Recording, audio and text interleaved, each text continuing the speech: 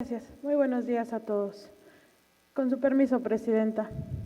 Honorable Asamblea, la que suscribe diputada Brenda Cecilia Villantes Rodríguez, integrante del Grupo Parlamentario del Partido de Movimiento de Regeneración Nacional, de conformidad con lo dispuesto por los artículos 46, fracción primera, 54, fracción segunda de la Constitución Política del Estado Libre y Soberano de Tlaxcala, 9, fracción segunda y 10, apartado A, fracción segunda de la Ley Orgánica del Poder Legislativo del Estado de Tlaxcala, 114 y 118 del Reglamento Interior del Congreso del Estado de Tlaxcala, someto a consideración del Pleno de esta soberanía la siguiente iniciativa por el que se reforma la fracción 12 del artículo 15 y se adiciona la fracción 13 del mismo artículo de la Ley para la Prevención, Asistencia y Tratamiento de la Violencia Familiar en el Estado de Tlaxcala al tenor de la siguiente exposición de motivos. En México, la complejidad de la atención integral de una niña, niño o adolescente víctima de cualquier modalidad de maltrato infantil requiere del conocimiento jurídico indispensable para su manejo integral. Considerando que el maltrato infantil ha sido catalogado como un problema de salud social y legal de alcance mundial, se hace necesario el conocimiento de los mecanismos jurídicos indispensables para proteger a los menores que son víctimas y entender la condición legal de su familia y del presunto agresor. La violencia infantil engloba cualquier daño o maltrato intencional infligido a los niños menores de 18 años. Este adopta distintas formas o tipos que suelen presentarse paralelamente como lo son: maltrato físico. Se produce cuando alguna persona de manera deliberada daña o pone en riesgo la integridad física de un niño. Abuso sexual. Es toda actividad sexual con un niño, como tocar, tener contacto oral, genital, mantener relaciones sexuales, explotarlo sexualmente o exponerlo a material pornográfico. Maltrato emocional. Supone atacarle la autoestima o el bienestar emocional del niño, comprende los ataques verbales y emocionales, como desvalorizar y reprender continuamente al niño, al igual que aislarlo, ignorarlo o rechazarlo. Maltrato médico. Se produce cuando alguien brinda información falsa sobre una enfermedad de un niño que requiere atención médica, sometiéndolo a un riesgo de sufrir lesiones y recibir atención médica innecesaria. Abandono. Consiste en no proporcionar alimentos, refugio, afecto, supervisión, educación o atención médica o dental adecuados. En muchos casos, el maltrato infantil es perpetrado por una persona conocida y de confianza del niño. A menudo es uno de los padres u otro familiar. Organizaciones internacionales. Se calcula que cada año la mitad de los niños del mundo se ven afectados por algún tipo de maltrato físico, sexual o psicológico, debido a que los países no siguen o no implementan adecuadamente las estrategias establecidas para protegerlos. El informe del Estado Global sobre la prevención de la violencia contra los niños en el 2020, el primero de su tipo, muestra la situación de violencia infantil en 155 países en el marco de las recomendaciones Inspire, un conjunto de 7 estrategias para prevenir y responder a la violencia contra los niños.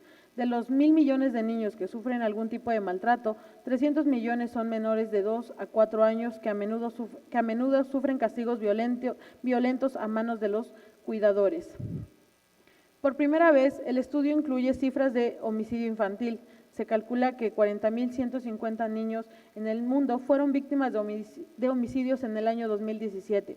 Asimismo, se estima que 120 millones de niñas han tenido algún tipo de contacto sexual contra su voluntad antes de cumplir los 20 años. Por otro lado, el maltrato emocional afecta a uno de cada 3 niños y 1 de cada 4 vive con una madre cuya pareja les trata con violencia. El maltrato en la escuela se produce a través del acoso de los compañeros. Se calcula que 1 de cada 3 niños de entre 11 y 15 años ha sufrido algún tipo de acoso. Aunque las formas que adopta la violencia en la infancia y la adolescencia son distintas dependiendo del contexto y el grupo de edad, esta se presenta en los hogares, las escuelas o la vía pública y puede provenir de padres, madres, cuidadores y otras figuras de autoridad. Una vez que la violencia se normaliza y se acepta como cotidiana, los propios niños, niñas y adolescentes pueden incluso agredirse entre sí.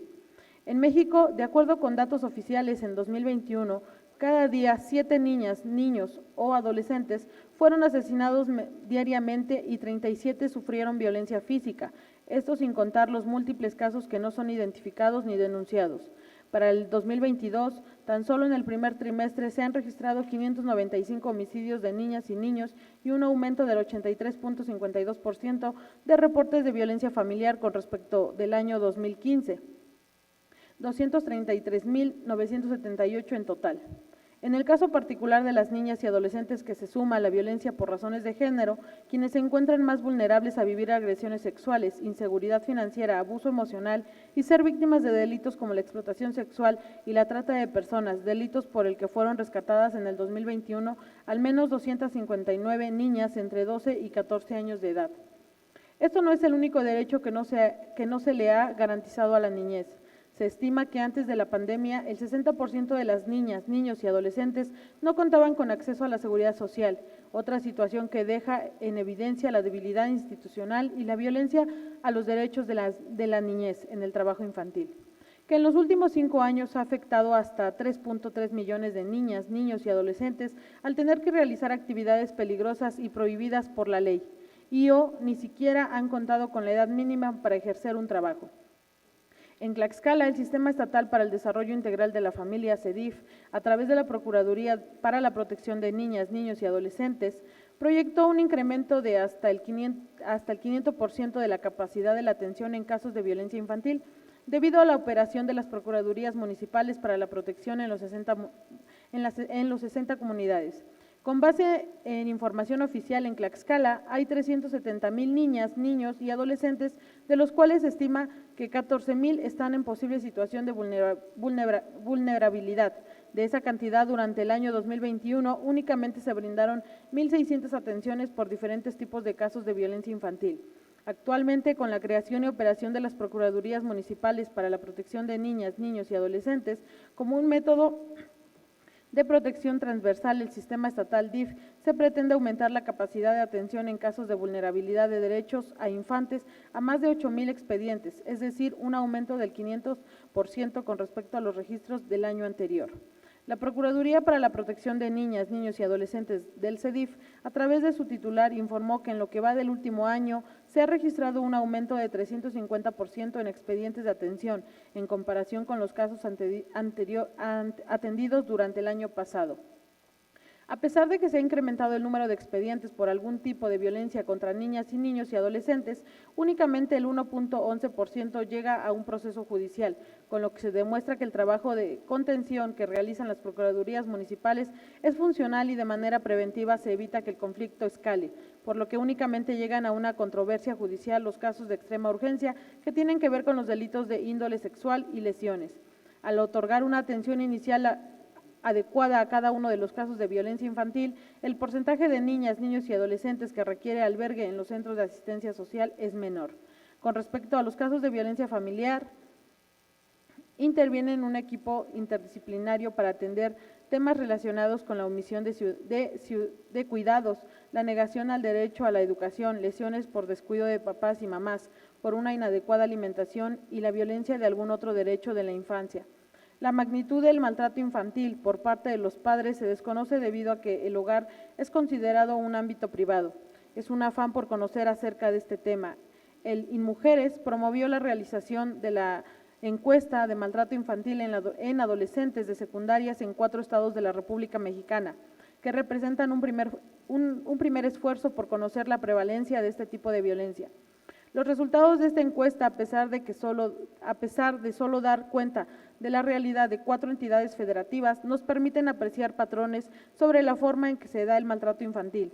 Si bien el maltrato físico lo padecen tanto niñas como niños, estos últimos lo padecen en forma severa. Los porcentajes de niños maltratados oscilan entre el 16.3% en Tlaxcala. Entre las niñas son más comunes el maltrato emocional y el abuso sexual, que es todavía más preocupante. En general, el tipo de maltrato con mayor prevalencia es el emocional. Los porcentajes de niñas que lo sufren es del 48.7%, mientras que entre los niños el porcentaje es 47.1% en Tlaxcala. El abuso sexual fue reportado en un porcentaje de 0.9% en el estado. Por último, la negligencia presentada prevalencia de 6.7% en Tlaxcala para los niños. Las prevalencias por negligencia son mayores entre los niños entre los 4 estados que se analizaron. Este tipo de maltrato muestra irresponsabilidad por parte de los padres y el cuidado y la atención de los hijos.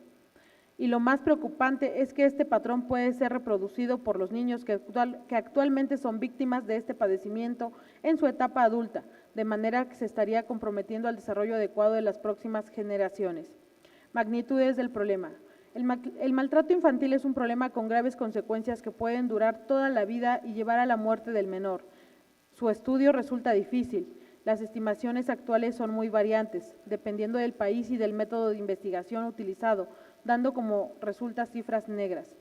No obstante, los estudios internacionales revelan que una cuarta parte de todos los adultos manifiestan haber sufrido maltratos físicos de niñas, 1 de cada 5 mujeres y 1 de cada 13 hombres declaran haber sufrido abusos sexuales en la infancia.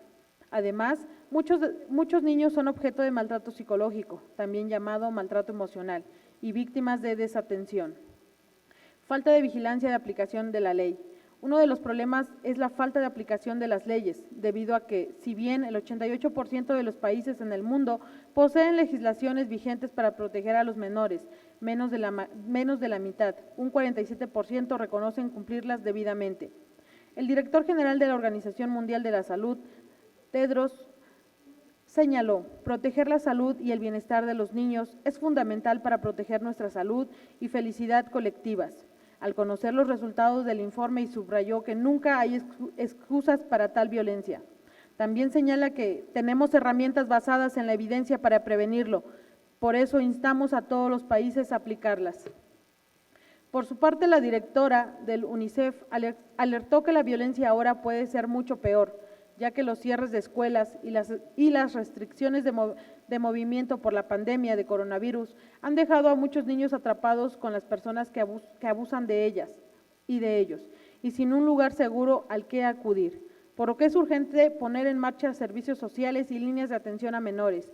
Por ese motivo señalo que es urgente aplicar los esfuerzos para proteger a los niños durante esos momentos y en el futuro, incluso designando a los trabajadores de servicios sociales como trabajadores esenciales y fortaleciendo las líneas de ayuda para niños. La directora general de la Organización de las Naciones Unidas para la Educación, la Ciencia y la Cultura, Andrew, también destacó que durante este periodo se está produciendo un aumento de violencia y el odio en línea de quienes acosan a sus compañeros de escuela, lo que hace que los niños tengan miedo a devolver al colegio y encontrar a sus acosadores a medida que las restricciones de COVID-19 comienzan a levantarse. Sin embargo, aunque un 83% de los países tienen datos nacionales sobre violencia contra los niños, solo el 21% los usa para establecer medidas y objetivos nacionales de prevención y respuesta a tales abusos. Del mismo modo, el 80% de los países tienen planes y políticas nacionales, pero solo en una quinta parte de ellos están totalmente financiados o tienen objetivos medibles. La falta de financiación y la adecuada capacidad profesional son las principales razones de la lentitud en la aplicación de las leyes. Prevención. La prevención del maltrato infantil requiere un enfoque multisectorial. Los programas eficaces son los que presentan apoyo a los padres y les aportan conocimientos y técnicas positivas para criar a sus hijos. Cuanto antes se producen estas intervenciones en la vida del niño y mayores son los beneficios que le pueden aportar a él. Por ejemplo, desarrollo cognitivo, competencias conductuales y sociales, logros educacionales y a la sociedad, por ejemplo, reducción de la delincuencia. Dentro de la jurisprudencia relacionada con el tema se encuentra protocolo de actuación para quienes imparten justicia en casos que involucren niñas, niños y adolescentes, emitido por la Suprema Corte de Justicia de la Nación. No es vinculante y por tanto no tiene valor normativo para fundar una decisión jurisdiccional, pero constituye una herramienta para quienes ejercen dicha función. Diversos organismos internacionales como el Fondo de las Naciones Unidas para la Infancia y el Consejo Económico y Social de las Naciones Unidas han emitido diversas directrices sobre la justicia en asuntos concernientes a niños, dirigidas especialmente a casos de los que los niños han sido víctimas o testigos de los delitos, las cuales tienen por objeto reducir o evitar, en la medida de lo posible, la victimización secundaria.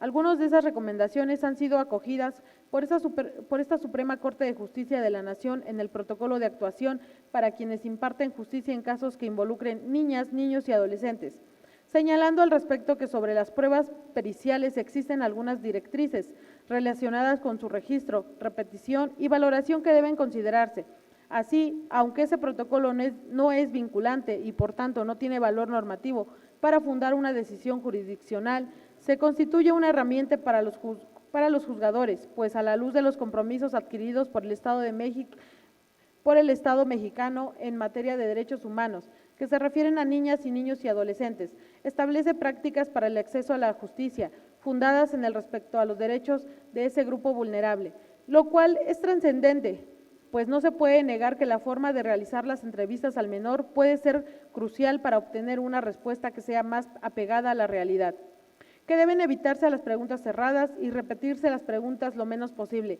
para impedir que se vicien las respuestas. Asimismo, en los casos en los que se haya indicios de maltrato infantil, violencia familiar, incluso abuso sexual o conflictos emocionales derivados a divorcios conflictivos, los lineamientos citados persiguen una doble finalidad: obtener un testimonio de calidad y conocer con un mayor grado de certeza lo que piensa o siente el menor, evitar la medida de lo posible revictimizarlo. Como señala en la jurisprudencia cita anteriormente, se indica el protocolo de atención.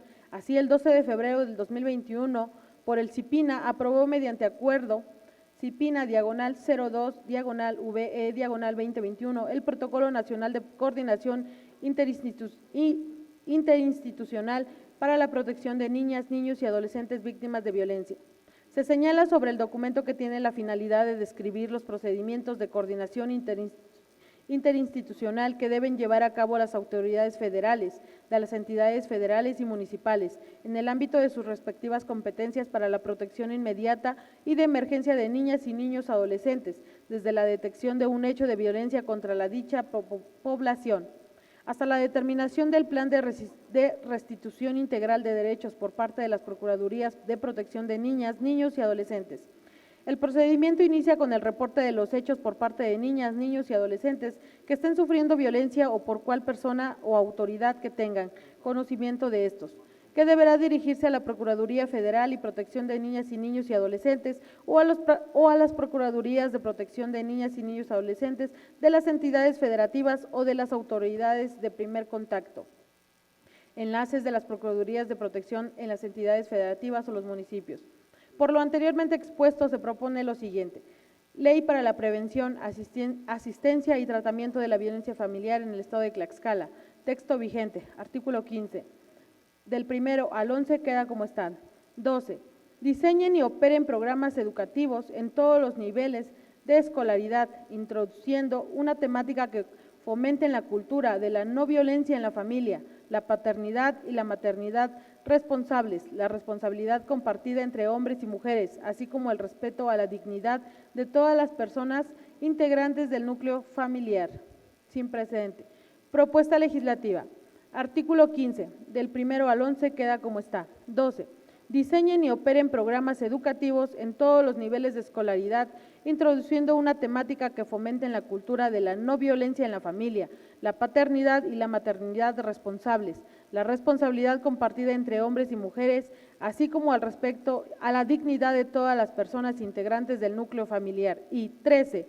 En caso de denuncia por maltrato o violencia a menores, aplicará obligatoriamente el protocolo de atención diseñado por las instituciones participantes o, en su defecto, el Protocolo Nacional de Coordinación Interinstitucional para la Protección de Niñas, Niños y Adolescentes víctimas de violencia.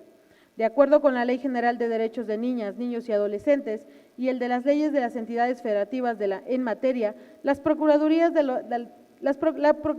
la Protección de Niñas, Niños y Adolescentes son las autoridades responsables para la efectiva protección de niñas, niños y adolescentes cuyos derechos han sido vulnerados, mediante el diagnóstico de la situación, la formulación de un plan de restitución de derechos y el seguimiento de dicho plan a fin de que las autoridades competentes cumplan con las medidas determinadas por este.